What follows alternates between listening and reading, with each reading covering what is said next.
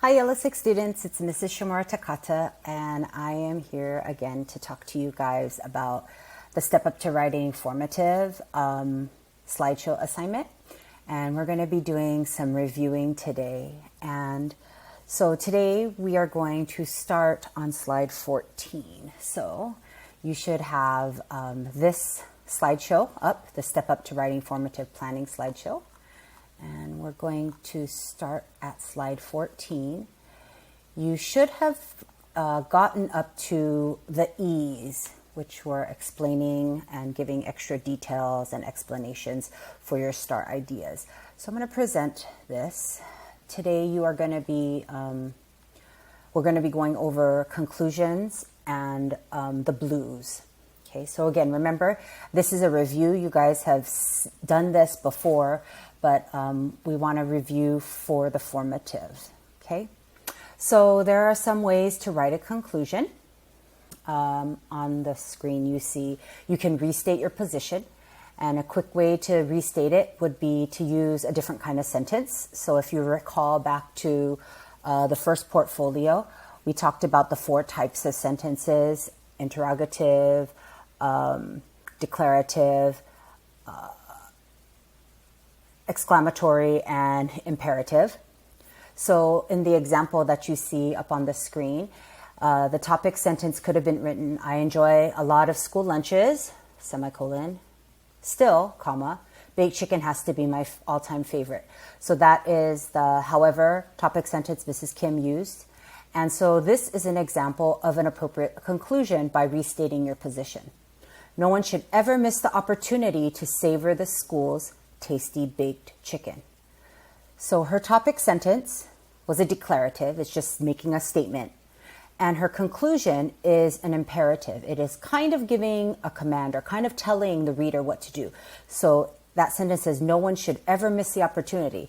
The writer is saying, don't ever miss the opportunity. The writer is telling the reader what to do.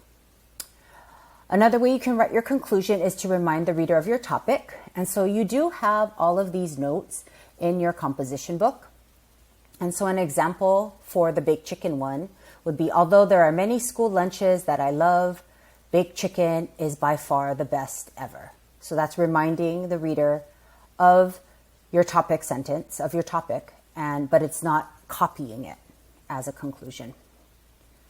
Another way of writing a conclusion is to use synonyms. And synonyms are words that mean similar or the same as some of the key words in your topic sentence. So in this example, for using synonyms, Mrs. Kim put, although there are many lunches that I am fond of, which is a synonym for like, baked chicken outshines them all. Outshines is like a synonym for, means it's your favorite, it's the best. Okay? You could include a conclusion word, but be careful when you're using these because you only want to use it if it fits the style and the purpose of your writing. So for the baked chicken example, Mrs. Kim chose, for these reasons, which is the conclusion phrase, not just a single word, no one should ever miss the opportunity to savor the school's tasty baked chicken. Another way you could do it, the 5th way, is to add a quotation. And remember that if you choose a quote, it needs to actually like support and relate to your topic. Don't choose like some random quote that has nothing to do with what you're talking about. So her example here is, as writer Virginia Woolf stated, let's remember that, quote, one cannot think well, love well, sleep well if one has not dined well. And dined is another synonym for eating, eaten well. Another way you could do, if you're really super stuck with writing a conclusion, is you could choose one of these 4 ways of writing a conclusion. Summarizing, you could summarize important ideas. You could encourage the reader to take action. You could try to persuade the reader to agree with your point of view. Or you could challenge a reader to think about your topic. So in this example, for the baked chicken, she came up with, next time your school cafeteria serves baked chicken, Make sure you appreciate every bite of that crispy skin and juicy meat. So again, it's relating back to the topic sentence about baked chicken being the best. And it's like challenging the reader or encouraging the reader to do that, okay? Then at the bottom, there are phrases that we don't want you to use in your conclusions. As I have said, as I have proved, as you can see, these are the reasons, I believe, I think. Just don't use those phrases, okay? So we're going to go on to the next slide. So this is a sample, and this is for the baked chicken. And you saw it on the other slide. So this topic is the same thing that she's had all this time. The crispy skin, juicy meat, roll star ideas are just straight copied from the previous slides. The E's here are just copied. The however topic sentence, the first star idea, the E's that support the first star idea, the second star idea, and the E's that support the second star idea, the third star idea, and the E's that support, these are all just copied from the previous slides, okay? And so what she did today was she added the conclusion. So although there are many school lunches I am fond of, baked chicken outshines them all. So she chose, let's go back to this one. She chose the synonyms, the using synonyms, or at least part of it anyways. Yeah. Okay, so you don't have to do anything to slide 15. You didn't have to do anything to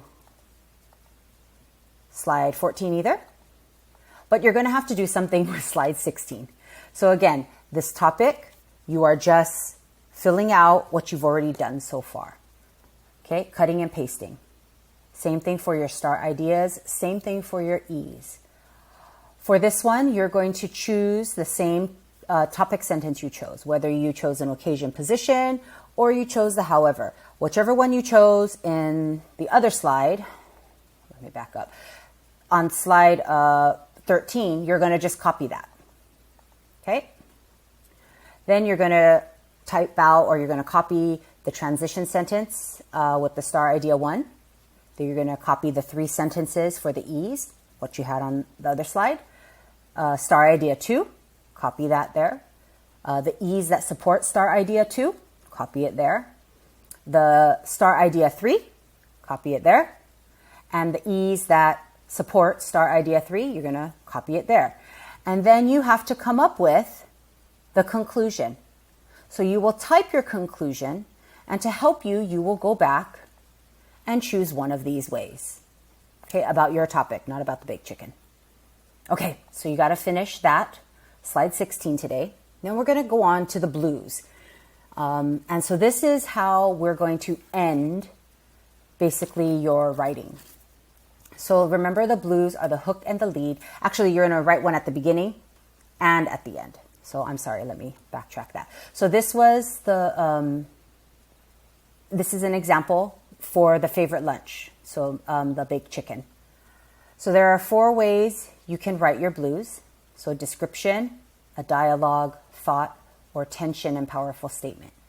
And so again, these notes are in your composition book. And so if you need to take a look at them, please go back and use it because your composition book is a resource for you.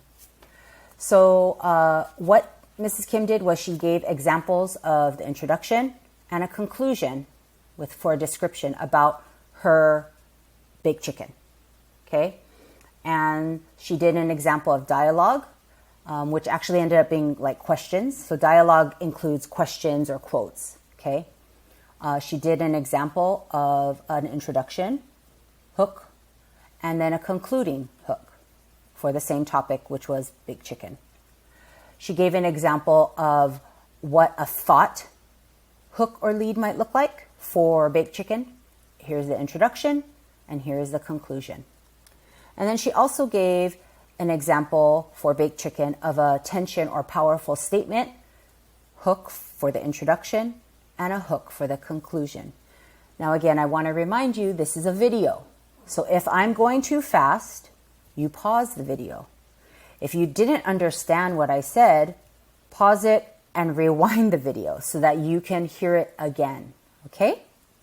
All right. So this was a review of that. And then here is her example.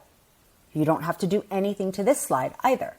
Again, everything is pretty much cut and pasted from previous T-charts and this colorful chart here. The only thing she added was she added her 2-sentence blues hook that is at the beginning in the introduction, and her 2-sentence hook at the end of the conclusion. Okay? So what you are going to do now is on slide 19, fill this all out again, cut and paste, whatever you need to do. If you want to type it out, have a go. And you have to do and come up with the 2-sentence hook at the beginning and the 2-sentence hook at the end. Okay? So it's almost like, it's like a sandwich here. The blue is the bread, and then the green and the yellow and the pinks are the filling, then a yellow and a pink filling, and then a yellow and a pink filling, and then a green, and then the bottom is the bread, is the blue bread again. Okay? So your homework is to do this, but a lot of it has already been done. If you've been keeping up, shouldn't be that hard. You're just cutting and pasting it. Okay? All right. After this, we have one more review, and I'm going to go over that in the next video. So go ahead and get to work. You can do this. Remember, you're working toward completing this formative, which is an actual writing sample. If you have questions, you will want to come to your teacher's office hours with your specific questions. You will want to email your teacher. You will want to try to Google Voice or text, call them or text them. Okay? And we are happy to help you. That's what we're here for. Okay, so good luck and get to work. Thanks. Bye-bye.